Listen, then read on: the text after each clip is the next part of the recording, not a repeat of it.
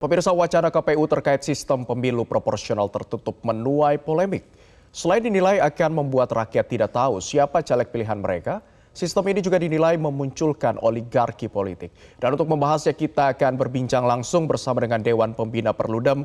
Ada Mbak Titi Anggraini. Selamat siang. Assalamualaikum Mbak Titi. Selamat siang Mas, Waalaikumsalam warahmatullahi wabarakatuh. Salam sehat buat kita semua. Baik, amin. Salam sehat. Mbak Titi, dalam kondisi politik saat ini di tengah polemik Indonesia dan juga pasang surut kondisi politik saat ini, menurut Anda yang memang sangat pas dengan sistem pemilu kita, apakah sistem tertutup atau justru terbuka? Ya, pertama sebelum sampai ke sana, kita lihat dulu ya konteks hari ini. Kita akan menuju pemilu 2024 dan di awal 2021 para pembuat undang-undang, pemerintah, DPR, DPD menyepakati untuk tidak melakukan perubahan terhadap undang-undang pemilu kita. Sehingga pemilu 2024 akan kembali menerapkan sistem seperti halnya pemilu 2019. Tahapan pun sudah berjalan, verifikasi faktual partai politik sudah tuntas, dan saat ini kita sudah memiliki 18 partai politik yang akan berkompetisi pada pemilu 2024. Nah, bagaimana dengan persiapan-persiapan tersebut?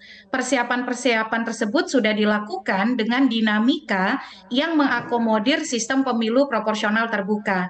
Jadi 2024 itu dilakukan dalam desain sistem pemilu proporsional terbuka. Kalau dari sisi tahapan dan juga bagaimana kemudian kita menyiapkan tahapan-tahapan tersebut. Nah, memang saat ini ada uji materi di Mahkamah Konstitusi yang dilakukan oleh sejumlah pemilih dan juga kader partai. Tetapi saya ingin sebelum masuk ke sana, kita perlu mengingat bahwa kalau dilihat dari sistem pemilu, variannya itu ada banyak. Kalau yang utama itu ada proporsional dan juga ada pluralitas mayoritas. Negara-negara itu beragam menganut sistem pemilu. Tidak ada yang ideal atau 100% sempurna.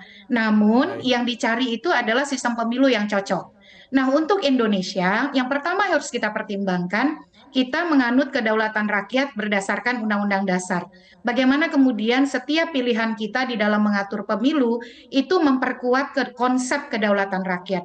Yang kedua adalah pemilu kita harus dijalankan dengan luber dan jurdil. Nah, kalau di konstitusi kita, sistem pemilu yang eksplisit disebut itu hanya untuk sistem pemilu presiden dan wakil presiden. Ada di pasal 6A ayat 3 dan ayat 4. Sementara sistem pemilu untuk anggota DPR, anggota DPRD, itu tidak diatur eksplisit. Nah, dalam Ya. memaknai ini, kami berpandangan sejatinya pilihan sistem pemilu itu adalah berada pada ranah pembentuk undang-undang, yang dimana perumusannya itu harus merupakan konsensus politik di antara pembentuk undang-undang. Ada partai-partai di parlemen, pemerintah, dengan partisipasi masyarakat yang bermakna. Jadi dia tidak boleh kemudian dalam hal ini misalnya disimplifikasi, oh yang ini konstitusional, yang ini tidak konstitusional. Tetapi dia harus betul-betul mencerminkan ragam konsensus politik yang dibangun secara inklusif dan juga sejalan dengan nilai-nilai demokrasi. Untuk Baik. 2024 saya kira melihat perjalanan yang sudah berlangsung, semestinya para pihak itu terutama penyelenggara pemilu ya, itu berpegangan pada regulasi yang ada, tahapan-tahapan yang sudah berjalan. Jadi kalau memang ada kelemahan misalnya soal jual beli suara, maka yang harus diperkuat itu adalah penegakan hukum.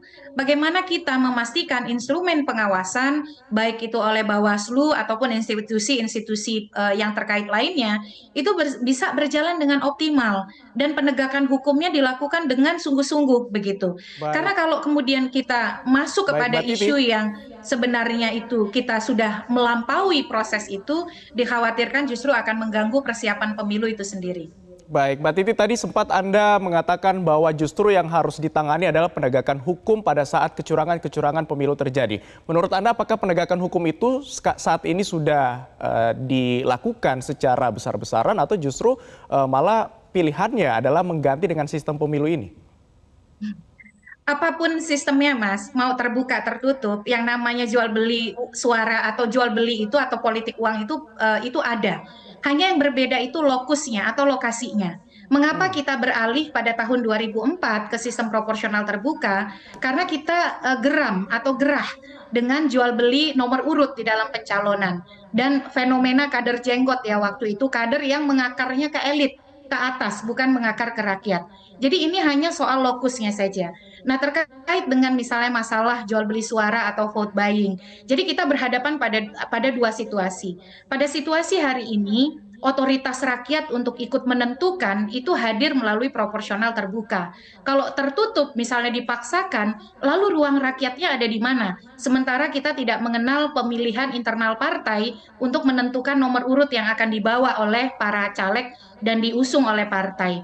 Nah, oleh Baik. karena itu 2024 saya kira kan partai sama-sama gerah ya dengan Hmm. adanya praktik jual beli suara. Maka penegakan hukum dan pengawasan itu yang harus dibuat efektif. Jadi apapun 2019 apapun tercatat sistemnya, ada kecurangan itu 69 akan tetap orang terjadi yang. begitu Mbak Titi ya? Iya Nah, betul, jadi salah satu bukan kelebihan dari solusinya itu tidak tertutup, serta-merta tertutup, tetapi penegakan hukum yang betul-betul diseriusi menjadi komitmen dan jangan kemudian membuka celah untuk kong baik. kali kong begitu. Kalau kita memang ingin memberantas politik uang, maka di saat yang sama komitmen kita harus bulat. Semua Ya. harus dimulai satu dari partai politik, pengawasan oleh Bawaslu yang betul-betul harus progresif, peran serta masyarakat, penegakan hukum yang solid begitu.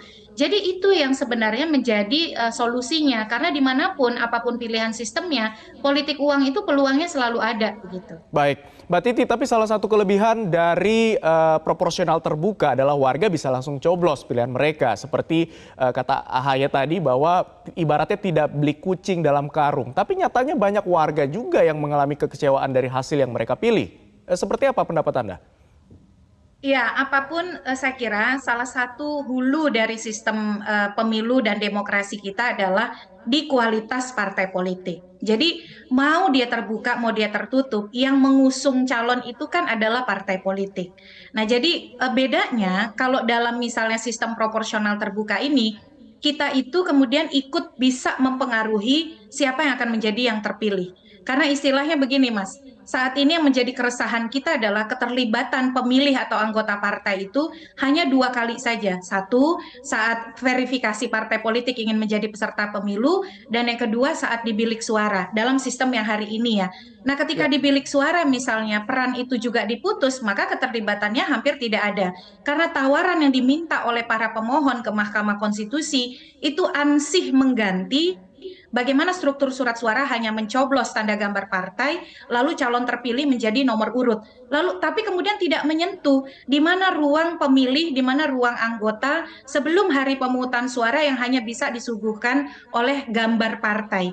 Kalau di beberapa negara lain yang menganut misalnya proporsional tertutup, itu ada pemilihan internal partai. Anggota itu dilibatkan, ditanya siapa yang mereka kehendaki untuk ditempatkan pada nomor urut 1, 2, 3. Jadi tidak sepenuhnya memutus akses para pemilih dan anggota dari siapa yang akan Baik. diusung oleh partai. Nah, hari Ya. ini skema itu tidak ada. Jadi lebih Hmm. baik proses yang sudah berjalan begitu ya, itu tetap dilanjutkan, jangan sampai juga nanti saya khawatirnya begini, karena tarik-menarik soal sistem begitu ya, lalu Mhm. kemudian masuklah kelompok pro status quo yang menyatakan, oke kita bereskan ini dulu, pemilunya jangan jalan dulu.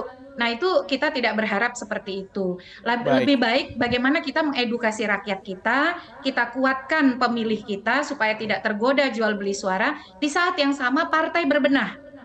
Mari usung betul-betul caleg yang akan membawa performa terbaik bagi tata kelola pemerintahan yang demokratis, pro pelayanan publik, dan juga anti korupsi.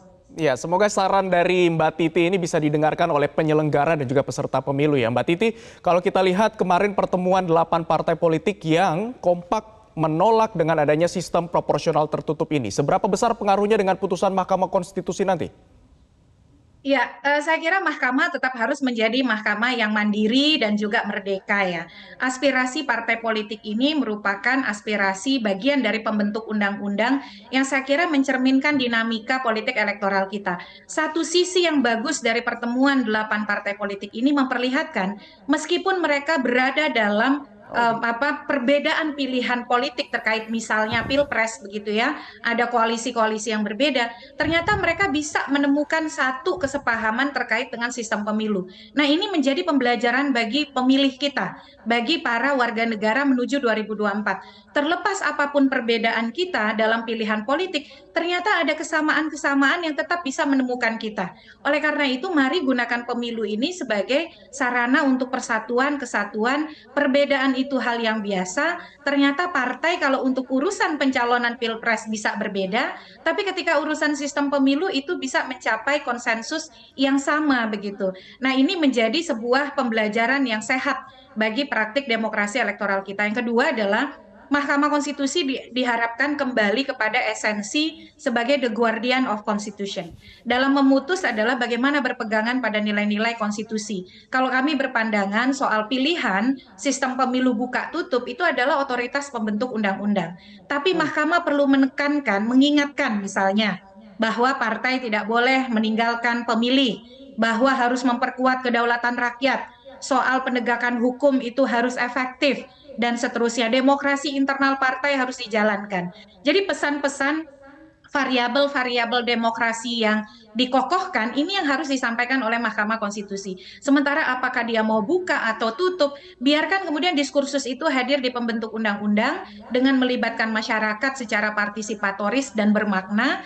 Tapi kalau dalam Baik, pengambilan baik. keputusan, misalnya ada cara-cara menyimpang, disitulah Mahkamah Konstitusi berperan. Mahkamah Ya, jangan sampai mengambil peran dari pembentuk ya kita undang-undang harapkan terkait ada dengan keputusan yang permohonan yang jelas ya sedang Mbak Titi berlangsung. ya dari sistem pemilu di Ya. Pesta Demokrasi tahun 2024 mendatang. Terima kasih Dewan Pembina Perludem Titi Anggraini sudah bergabung bersama kami di Metro Siang. Selamat kembali beraktivitas, salam sehat.